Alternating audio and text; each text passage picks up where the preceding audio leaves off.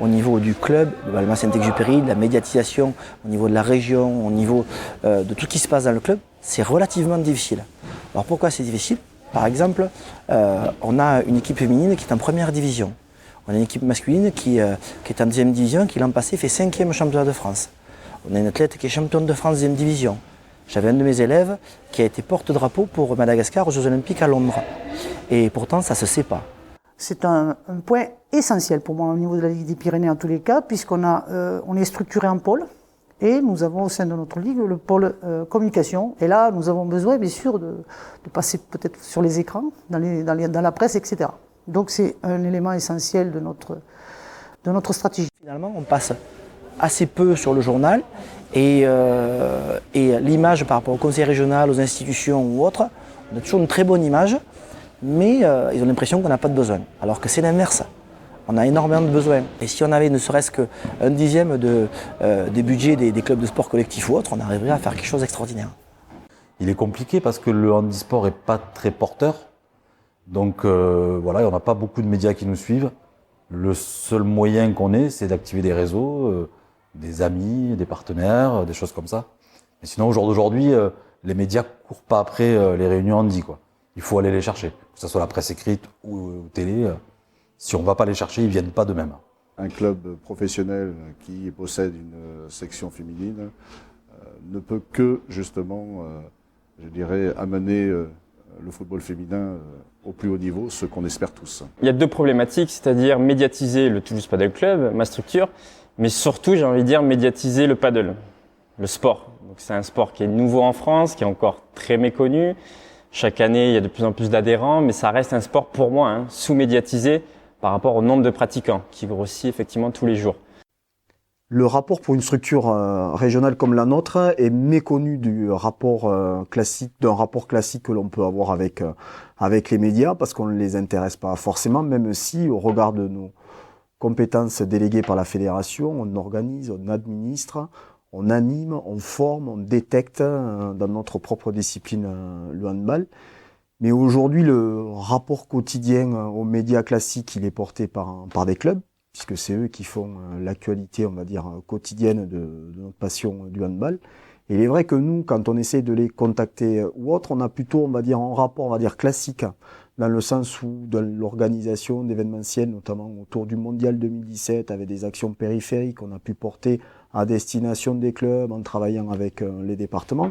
Mais il est vrai que par rapport à notre action du quotidien, on va dire qu'on a un rapport qui est plutôt sur un encéphalogramme plat.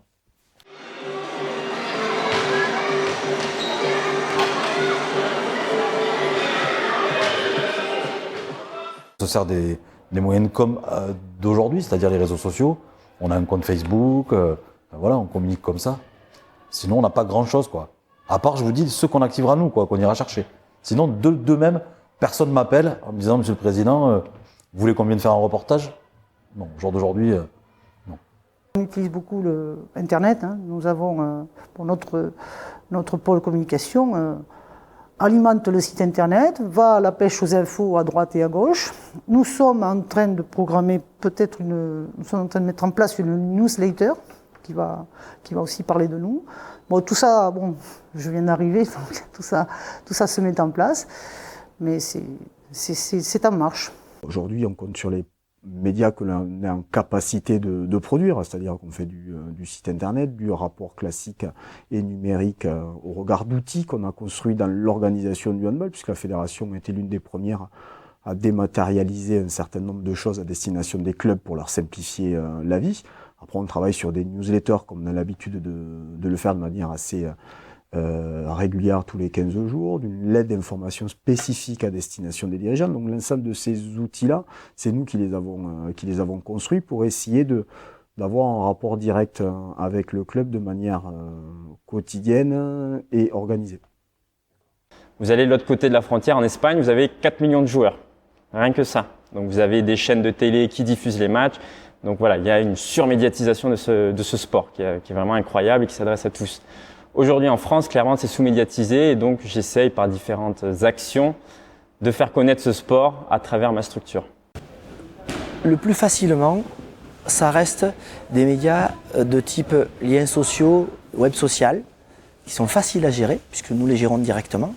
Évidemment, nous faisons des newsletters, évidemment, nous faisons des mails à nos différents adhérents, et évidemment, nous faisons de l'affichage, qui est facile aussi à gérer là-dessus. Par contre, c'est vrai qu'après, dès que l'on s'adresse à des journaux, dès que l'on s'adresse à des radios, et encore plus à des télés, c'est plus compliqué. On gère ça nous-mêmes finalement, hein, avec nos médias en interne, donc par l'internet, par nos réseaux sociaux, par notre site internet, donc on a la main là-dessus. Malheureusement, on n'est pas suivi par les grands médias, c'est vrai. Ils sont venus au départ, effectivement, voir ce nouveau sport, et il n'y a pas eu derrière de suivi, donc on a un peu cette déception.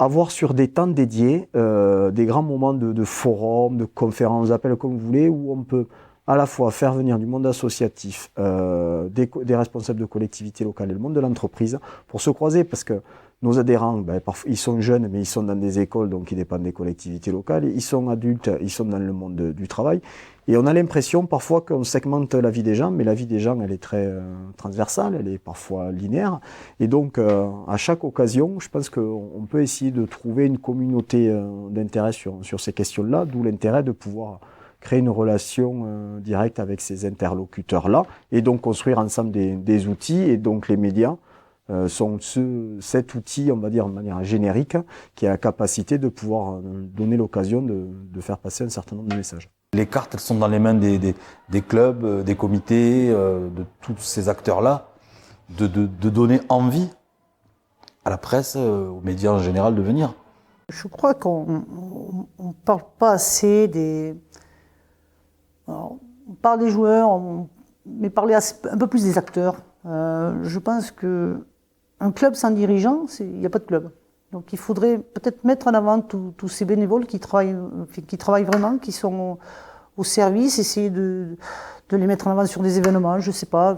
Mais parler avec ces gens-là, avec ces gens de terrain qui sont vraiment, qui véhiculent en plus les bonnes valeurs de notre sport. Une vidéo de paddle, ça vaut tous les discours du monde. Après, la difficulté, c'est pouvoir diffuser cette vidéo au plus grand nombre, et de façon locale, toulousain ou dans la région toulousaine.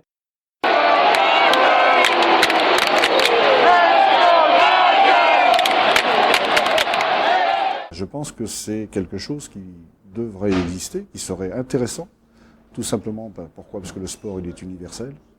Le sport permet à beaucoup de gens de sortir d'un train-train qui n'est pas forcément idéal, hein, le travail, les ennuis, la maladie.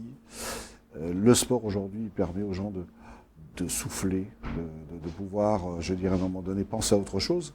Et le fait de connaître un petit peu tous les sports régionaux qui sont pratiqués, mis en avant, pour moi, c'est un rassemblement médiatique qui ne peut être qu'intéressant et rapprocher forcément chaque association et les personnes. Oui, j'y crois, à condition qu'elle soit accessible, relativement facilement. Oh on est preneur. Oui, c'est évident. S'il y a une plateforme dédiée au sport, à une web TV ou des systèmes d'infos par le web, qui sont maintenant le support de communication le plus important, on est preneur, c'est plus qu'évident. C'est important et c'est même essentiel, quoi. Mais il faut avoir les bonnes personnes sur le terrain qui relayent l'info. Un peu des gens passionnés, c'est toujours bien aussi. Voilà, plutôt que des gens qui viennent, comme certains, qui viennent faire juste le papier parce qu'il faut faire le papier. Je préfère avoir quelqu'un qui vient, qui est passionné, qui a envie et qui est là, voilà, parce qu'il aime le sport, parce qu'il aime le handi, parce qu'il aime, voilà, tout ça en général, quoi. Donc, pour la plateforme, à 100% oui, quoi. Je pense que ça marcherait si on se lançait là-dedans. Ouais. J'espère que ce film donnera envie justement à ce que demain il y ait une plateforme vidéo sur tous les sports de la région. La photo dans un média classique, elle est utile quand on a encore quelques marchés locaux où on peut recroiser nos anciens ou autres qui vivent de ce rapport au journal papier. Il ne faut pas l'oublier, je pense qu'il est très fort encore, mais il faut savoir jouer sur différents outils et le message, et on le voit très bien, ce qui fonctionne très bien avec les réseaux sociaux aujourd'hui, quand un groupe de musique veut se lancer, quand des gamins veulent lancer une action humanitaire. Aujourd'hui, si on a l'image, en quelques secondes, même si je suis trop bavard, mais en quelques secondes par l'image, je pense qu'on arrive à refaire passer du message de manière très forte.